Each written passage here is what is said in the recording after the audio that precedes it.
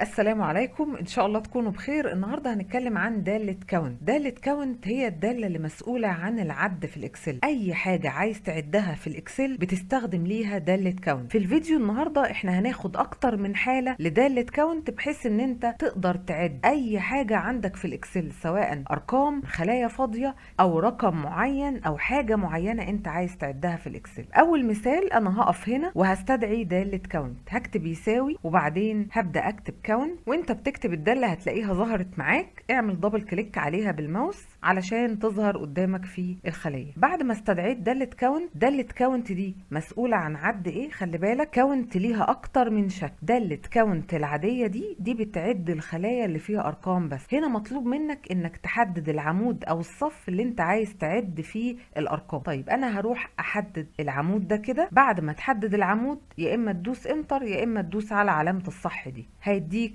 9. طيب هل الناتج فعلا 9؟ انت لو رحت عديت الارقام اللي موجودة هنا في العمود ده هتلاقيها 9 فعلا. عملت ايه دالة كاونت؟ عدت الخلايا اللي فيها ارقام بس. طب لو في خلية فاضية، لو انا مسحت الخلية دي والخلية دي كانت فاضية، هتعدها؟ لا، كاونت مش هتعد اي خلية فاضية ولا اي خلية فيها نص، هتعد الخلايا اللي فيها ارقام بس. طب ده في حاجات تانية انا عايز اعدها، خليك بس معايا واحدة واحدة، احنا هنعرف كل الحالات بتاعة كاونت. طيب تاني حاجة هنعدها هي عدد اجمالي الطلاب. احنا عايزين نعرف هنا في كام طالب. انا بديهيا كده هستدعي دالة بتعد القيم، سواء القيم دي نصوص او ارقام. اي حاجة في الخلية عديها لو سمحت. في الحالة دي انا مش هستخدم كاونت بس، لا، استخدم كاونت ايه. هقف في الخلية وهكتب يساوي وهستدعي دالة كاونت ايه. اول ما بتبدأ تكتب كاونت بتظهر معاك عيلة كاونت كلها. احنا هندوس دبل كليك على كاونت ايه. طيب يعني ايه كاونت ايه؟ كاونت ايه بتعد الخلايا اللي فيها قيمة. اي خلية فيها اي حاجة هتعدها. طب لو الخلية فاضية، لا، مش هتعدها. يبقى دي مسؤولة عن عد اي خلية موجود فيها اي حاجة، ان شاء الله صفر، ادام فيها قيمة خلاص هنعدها. لو فاضية مش هتعدها. طيب في الحالة دي انا هحدد العمود اللي فيه الطلاب وبعدين هدوس انتر، فطلع لي ان عدد الطلاب اللي مكتوبين في العمود ده 12. لو انت عدتهم هتلاقيهم فعلا 12. طيب الحالة اللي بعد كده عدد الطلاب اللي حاصلين على الدرجة النهائية. الدرجة النهائية هنا هي 200، لان انا عندي 4 مواد وكل مادة الدرجة النهائية فيها 50، المجموع الإجمالي هيبقى 200. فأنا عايز أعرف كام طالب جايب 200 في الامتحان. أنا هنكت خلاص ومش عارف أعمل إيه. المفروض أستخدم أنهي دالة؟ ما أنت كده لخبطتينا. ما تلخبطش نفسك ولا حاجة. أنت عايز تعمل إيه؟ أنا عايز أعد. أدام عايز تعد هتستخدم دالة كاونت. طيب أنهي واحدة فيهم؟ ما أنت قلت لنا إن في أكتر من حاجة. هتستخدم هنا بقى دالة كاونت إف. ليه؟ لأن أنا عايز أعد لكن بشرط معين. إيه هو الشرط؟ الشرط إن الطالب يكون جايب 200. يعني عد لي الطلاب اللي جايبين 200 في الامتحان. ازاي دي بقى؟ عادي خالص، زيها زي اي دالة. هتقف في الخلية وهتستدعي الدالة يساوي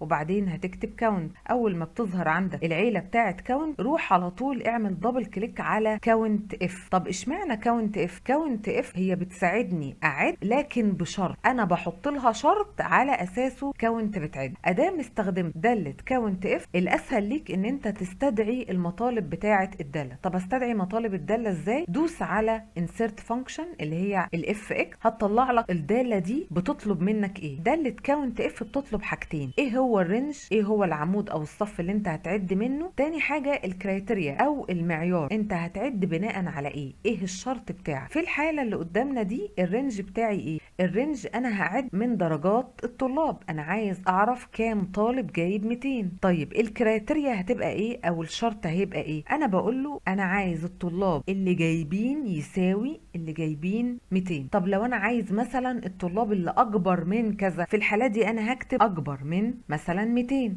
طب لو عايز اصغر من كذا، في الحالة دي انا هغير العلامة وهخليها اصغر من وهكتب مثلا 200. لكن في المسألة عندي هنا طالب مني الطلاب اللي جايبين 200، فانا في الحالة دي هقول يساوي وبعدين هكتب 200 وبعدين هدوس اوكي، هيطلع لي الناتج 4. طب هل فعلا هنا عدد الطلاب اللي جايبين 200 4؟ فعلا عدد الطلاب اللي جايبين 200 4. طب لو احنا زودنا هنا وخلينا الطالب ده يجيب 200 هتلاقي عدد الطلاب هنا زاد وبقى 5. المطلوب اللي بعد كده بيقولك عايزين عدد الطلاب الراسبين في الامتحان. طيب انا هنكت تاني، اعمل ايه؟ ما تهنكش ولا حاجة. المفروض ان انت عايز تعمل ايه؟ والله انا عايز اعد. استنى، مش انت عايز تعد؟ ايوه، يبقى انت هتستخدم دالة كاونت. على طول كده اول ما تلاقي نفسك انت عايز تعد حاجه فانت هتستخدم داله كاونت. طب كاونت ايه، ولا كاونت العاديه، ولا كاونت اف، ولا اعمل ايه؟ انت هتستدعي داله كاونت وتشوف انت عايز تعد ارقام يبقى كاونت، طب انت عايز تعد قيم تبقى كاونت ايه. طب انت في الحاله دي عايز تعد الناس اللي راسبين بس في الامتحان، هنا هتستخدم داله ايه؟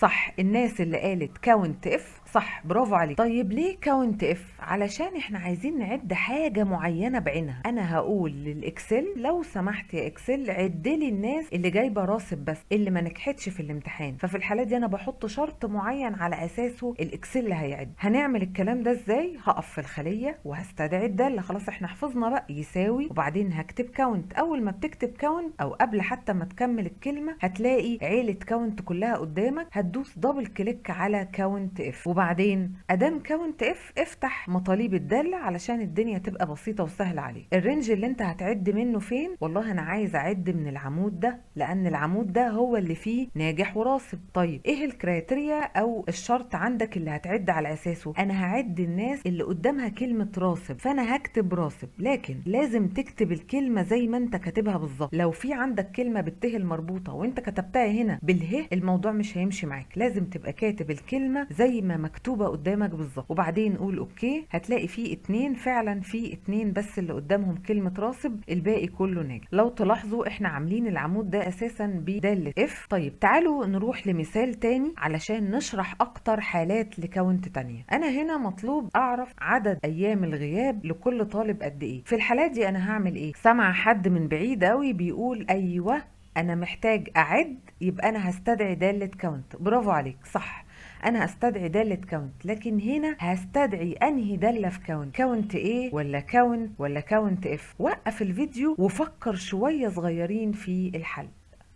الناس اللي قالت دالة كاونت اف برافو عليكم، صح احنا هنستخدم دالة كاونت اف. طب ليه دالة كاونت اف؟ لان انا هعد بناء على شرط معين، انا عايز اعد الناس اللي قدامها حرف الغين. طبعا هقف في الخلية اللي عايزه اطلع فيها الناتج، وبعدين هستدعي الدالة كاونت، وبعدين دبل كليك على كاونت اف، وبعدين ادام كاونت اف فهستدعي المطالب بتاعة الدالة علشان تبقى قدامي والموضوع يبقى اسهل. طيب فين الرينج اللي انت هتعد منه؟ هنعد الصف مش عمود المرة دي. طيب تاني مطلوب من المطالب بتاعة الدالة ايه الكرايتيريا او الشرط اللي هتعد على اساسه؟ انا هعد حرف الغين بس كده، هكتب غين في الكرايتيريا، بعد كده هقول اوكي. هيقول لي عدد ايام الغياب 2، طبعا هعمل دبل كليك على الاوتو فيل علشان اجيب بقية الطلاب. طيب عايز اعرف ايام الحضور لكل طالب قد ايه. هنا احنا عايزين نعد ايه؟ وقف الفيديو وشوف احنا محتاجين نعد ايه علشان نعد عدد ايام الحضور مش الغياب.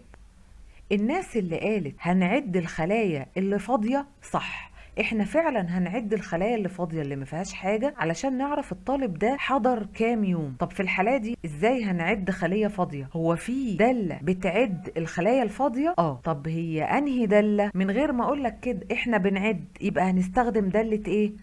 صح، دالة كاونت. بس كاونت ايه؟ في عندك دالة بتعد الخلايا الفاضية اسمها كاونت بلانك. طيب تعالوا نستدعي الدالة ونشوف هتشتغل ازاي. يساوي كاونت، اول ما بتبدأ تكتب كاونت بتظهر معاك عيلة كاونت كلها، هتلاقي في حاجة اسمها كاونت بلانك، دوس عليها دبل كليك. كاونت بلانك هتعمل ايه؟ هتعد لك الخلايا اللي فاضية بس كده. هي طالبة الرينج اللي هي هتعد منه ايه، فانا عايز اعد من الصف ده بس كده. بس كده دوس انتر، هتطلع لك فيه كام خلية فاضية هنا. لو عديت هتلاقي فعلا في 4 خلايا فاضيه هنا. هنعمل اوتو فيل علشان نجيب بقيه الطلاب. المربع الصغير الاخضر ده هقف عليه لغايه ما الماوس يبقى زائد تقيل، دبل كليك عليه فهيجيب لي بقيه الطلاب. احنا كنا عاملين هنا داله اف بحيث ان لو الطالب عدد الحضور بتاعه 6 يتكتب له اكسلنت اوتوماتيك، ولو اقل من 6 يتكتب له جود. زي ما قلت لكم هسيب لكم الرابط بتاع شرح داله اف، هسيبه لكم كمان في الوصف علشان ضروري جدا تتفرج عليه. طيب لو انا عايز بقى اعد الطلاب الممتازين اللي قدامي هنا، يعني اللي جايبين اكسلنت، هعمل ايه؟ انا عايز هنا يتكتب لي فيه كام طالب جايب اكسلنت. والله ممتاز ممتاز اللي قال كاونت، ادام هنعد يبقى احنا هنستخدم كاونت. برافو عليك. لكن كاونت وبس ولا انهي كاونت في العيله؟ صح، اللي قال كاونت اف صح، لان احنا هنعد بناء على شرط معين، فاحنا عايزين نعد الناس اللي جايبه اكسلنت، هو ده الشرط. طيب هقف في الخليه وبعدين هستدعي الداله يساوي طبعا علشان ابدا اكتب اسم الداله، وبعدين دبل كليك على كاونت اف، وبعدين هستدعي المطالب بتاعه الداله واسهل على نفسي. فين الرينج اللي انا هعد منه؟ الرينج اهو، هو ده العمود اللي عايز الاكسل يعد منه. طيب الكرايتيريا او الشرط اللي هيعده الاكسل، انت هتعد ايه؟ انا عايز اعد كلمه اكسلنت، فانت لازم تكتب اكسلنت. وخلي بالك لو الاكسلنت بالكابيتال او لو فيها اي حرف بالكابيتال لازم تكتبها زي ما هي مكتوبه بالظبط. اكتب الكلمه زي ما انت كاتبها بالظبط وبعدين قول اوكي. طلع لك 5. هل فعلا عدد الطلاب اللي جايبين امتياز او اكسلنت عددهم 5؟